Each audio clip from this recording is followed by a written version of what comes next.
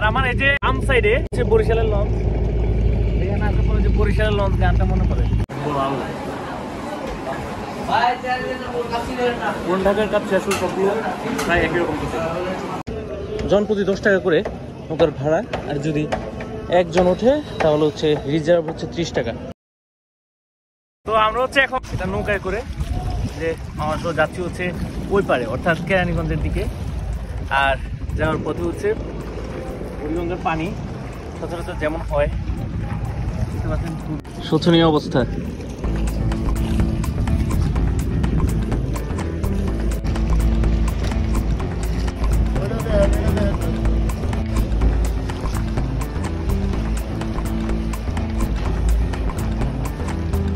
আমার এই যে বাম সাইডে এদিকে হচ্ছে বরিশালের লঞ্চ, এখানে আসার পরে যে বরিশালের লঞ্চ গানটা মনে পড়ে।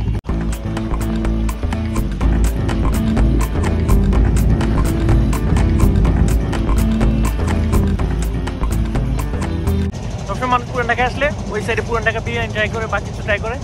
তো আজকে হচ্ছে আমরা সদরঘাট পার হয়ে আমরা এসেছি কেরানীগঞ্জের দিকে। তো আজকে হচ্ছে আমরা এখানকার কোনো বিরিয়ানি বা ফুড ট্রাই করবো, অ্যান্ড অবশ্যই আপনাদের সাথে শেয়ার করবো। তো আমরা হচ্ছে নৌকা থেকে এখানে এসেছি, আর এটা হচ্ছে দক্ষিণ কেরানীগঞ্জ। এই জায়গাটা এখানে হচ্ছে বেশিরভাগ মানে এত বেশি কোলাহল, অন্যরকম পরিবেশ। তো এখানকার আসল কোনো ফুড ভালো হবে কি না আদৌ সেটা নিয়ে হচ্ছে বিট কনফিউজ। আমরা অনেক খুঁজতে খুঁজতে একটা বিরিয়ানির দোকান পেয়েছি, আপনার বিরিয়ানি হাউস, কাচ্চি, মোরগ পোলাও, তেহারি, অনেক কিছু আছে এখানে। তো আমরা এখানে খাবো আজকে। তো এখান থেকে হচ্ছে গরুর কাচ্চি অর্ডার করেছি, সাথে ডিম সহ, যেটার দাম পড়েছে 150 টাকা।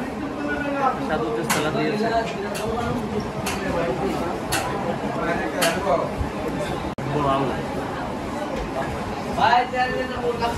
পুরান ঢাকার কাছে আসলে সবগুলো প্রায় একই রকম কিছু।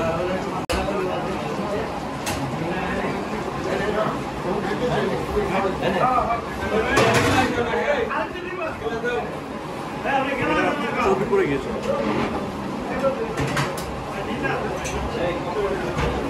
খাওয়া দাওয়া করে আবার চলে এসেছি নৌকার এখানে। তো নৌকায় করে হচ্ছে আমরা আবার সদরঘাটের ওই পারে যাবো। তো যাই, এখান থেকে নৌকাগুলো হচ্ছে 10 টাকা করে জন প্রতি 10 টাকা করে নৌকার ভাড়া, আর যদি একজন ওঠে তাহলে হচ্ছে রিজার্ভ হচ্ছে 30 টাকা। তো আমরা হচ্ছে উঠি, নৌকায় উঠে বসলাম। আর নৌ ভ্রমণের যে অভিজ্ঞতা এখানে আসলে একটু ডিফারেন্ট হয়, কারণ হচ্ছে যে চারদিকে হচ্ছে নোংরা পানি, অনেক মানুষ, কিন্তু অভিজ্ঞতাটা চমৎকার। এখন হচ্ছে আসরের আজান দিয়েছে, সময় বাজে 3টা। আর এখন যেহেতু শীতকাল, প্রায় বেলা খুবই কম থাকে বা দিন ছোট থাকে, 3টায় আসরের আজান দিয়ে দেয়। লঞ্চ, অনেকগুলো লঞ্চ আছে। যেহেতু পদ্মা ব্রিজ হয়ে গিয়েছে, বরিশালের মানুষ এখন হচ্ছে বরিশাল পটুয়াখালীর মানুষ আর হচ্ছে বাসে করে যায়। তো এখন হচ্ছে লঞ্চের ওইরকম আগের মতো নেই।